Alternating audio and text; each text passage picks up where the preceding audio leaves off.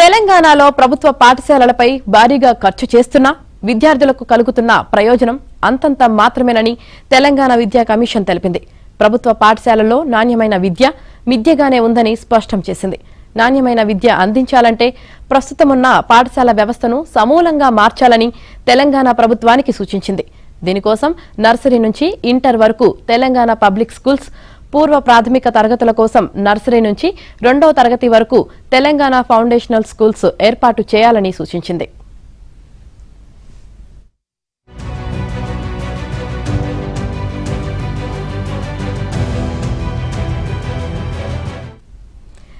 తెలంగాణ విద్యా commission chairman Akunuri Murali, సభ్యులు ఇటీవలే సీఎం రేవంత్ ను కలిసి విద్యా వ్యవస్థలో చేపట్టాల్సిన సంస్కరణలపై కీలక సిఫార్సులు చేశారు. ప్రాథమిక పాఠశాలలో నాణ్యత దారుణంగా ఉండటంతో దీని ప్రభావం మాధ్యమిక, ఉన్నత, ఇంటర్మీడియట్ విద్యపైన పడుతుందని విద్యా కమిషన్ తెలిపింది. తెలంగాణలో మొత్తంలో ఇంటర్ చదువుతున్న విద్యార్థుల్లో కేవలం 23% మాత్రమే ప్రభుత్వ జూనియర్ కాలేజీల్లో చదువుతున్నారని తెలిపింది.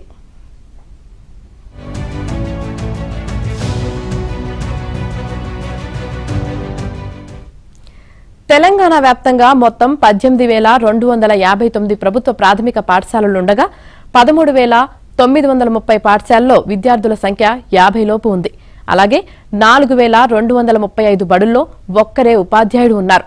మొత్తం 18,259 ప్రభుత్వ ప్రాథమిక పాఠశాలల్లో 12,760 బడుల్లో తరగతి గదులు 3 లోపే ఉన్నాయని తెలిసింది. ప్రభుత్వ బడుల వసతుల కల్పనలో జాతీయ స్థాయిలో 36 రాష్ట్రాల్లో తెలంగాణ 32వ స్థానంలో ఉండగా నాణ్యమైన విద్య, సమర్థంగా బడుల నిర్వహణలో 27వ స్థానంలో ఉందని తెలంగాణ విద్యా కమిషన్ ప్రభుత్వానికి సమర్పించిన నివేదికలో తెలిపింది.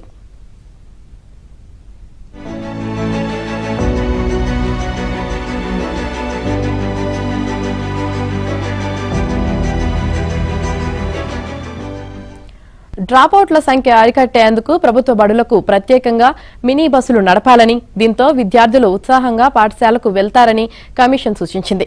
మినీ బస్సుల ఏర్పాటుకు స్థానిక యువతకు 50% సబ్సిడీ ప్రభుత్వం ఇవ్వాలని సూచించింది. దీంతో స్థానిక యువతకు ఉపాధి కూడా లభిస్తుందని సూచించింది.